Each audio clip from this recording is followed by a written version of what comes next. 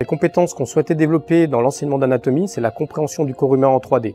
Pour cela, on souhaitait complémenter les méthodes habituelles avec des outils qui améliorent cette compétence 3D.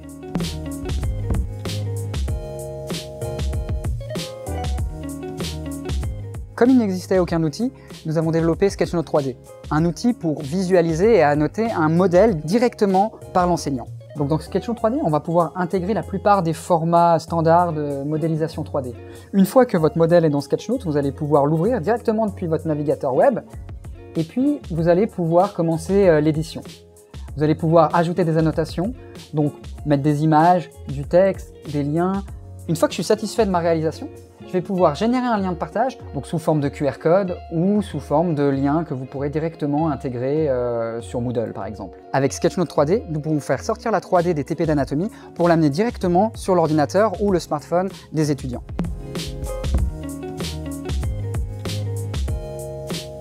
Sketchnote 3D permet de montrer des spécimens cadavériques réalistes en dehors des salles de travaux pratiques. Le temps en salle de TP est très limité et donc on leur permet de réviser à la maison sur un modèle numérique qu'ils ont déjà étudié en salle de TP.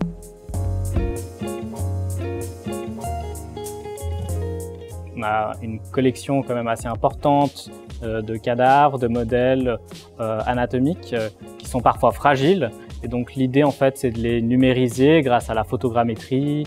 Donc nous prenons des photos de modèles sous différents angles. Pour pouvoir après les développer en 3D et les implémenter dans, par exemple, Sketchnote.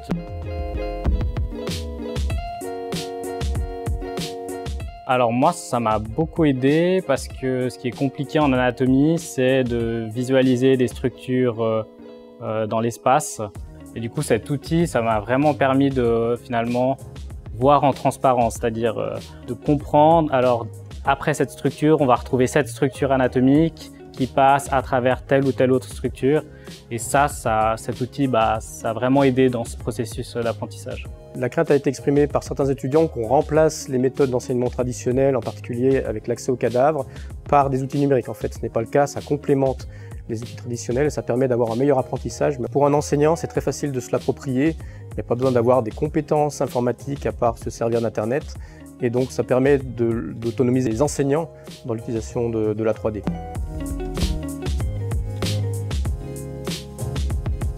L'objectif de cette plateforme 3D est d'être une plateforme interinstitutionnelle dans un premier temps, afin que les chercheurs et les enseignants de toute la Suisse puissent collaborer autour de modèles 3D pédagogiques. Et nous l'avons étendu à d'autres domaines d'application. Nous avons par exemple un projet qui l'utilise pour présenter des dents en 3 dimensions à leurs étudiants. Nous avons un projet qui l'utilise pour la promotion de la santé sexuelle.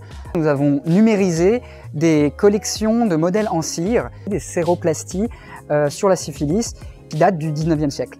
Grâce à Sketchnote 3D, nous avons pu les mettre en ligne et les rendre accessibles à tout le monde.